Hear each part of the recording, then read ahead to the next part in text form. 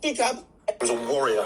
He came here to Britain in AD 208, got a message from the governor, and the governor said that we here in Britain are being attacked from the north and we're in danger of being overrun. The first thing he does is have them build the walls of Roman London. Wow. So the city of London, to this day, the square mile is defined by the African emperor Septimius Severus. It was a warrior.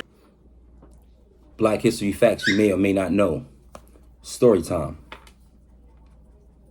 My advice to everyone is to question everything. Everything this Western society has taught you. Julius Caesar committed arguably the worst atrocity known to mankind. He is single-handedly responsible for destroying hundreds of thousands of years of history by burning down a library in Egypt. Why would you burn down a library? What are you trying to any type of African features? How far back do you think whitewashing goes? Then people have the nerve to say that because Europe colonized America and Africa, that the original Egyptians were not black. By that logic, I guess white Americans represent what Native Americans should look like today, right? Why have we been written out of history and why do we accept it? Why does Buddha have Bantu nuts and stretched earlobes? Isn't that an African tradition? Why do the Olmec heads in America have lips and nostrils thicker than mine? We are the original people, the originators of everything. Our history doesn't start with slavery. It was just erased up until that point.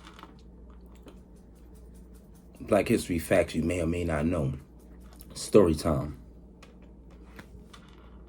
Call it what you want, but I call it gender injustice. If you follow Olympic track and field, then you know the name Allison Felix. In 2012, Allison became the first American woman to win 3 Olympic gold medals since FloJo in 1988. In 2016, she outmedaled her friend and mentor Jackie Joyner-Kersee, the living track and field legend who retired with 6 Olympic medals. Today, with 11 Olympic medals, Allison is the most decorated female track and field athlete in Olympic history, period. So tell me why in 2018, when this GOAT went to negotiate her contract with her then sponsor Nike, they offered her a 70% pay cut. Why?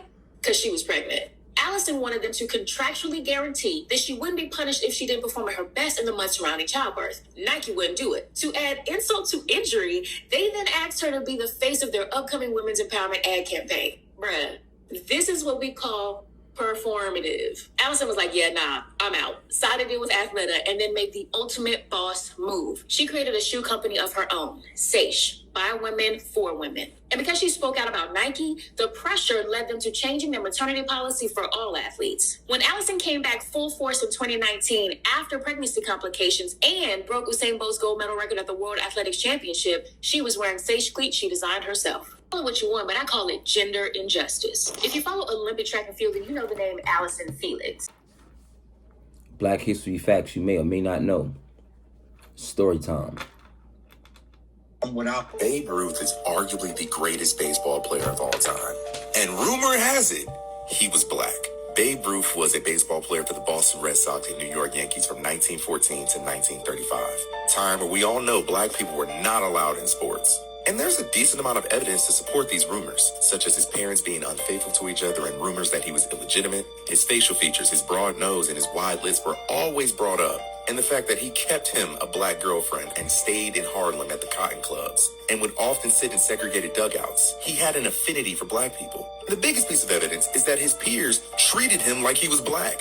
This is Ty Cobb, a Hall of Fame baseball player. In 1920, he and Babe were scheduled to be roommates on a cabin trip. He refused to room with Babe, said, "I've never bedded down with a, and I won't start now." So was the greatest player of all time and one of America's most white and gatekept sports really a white passing black man? You tell me. Black history facts you may or may not know. Story time.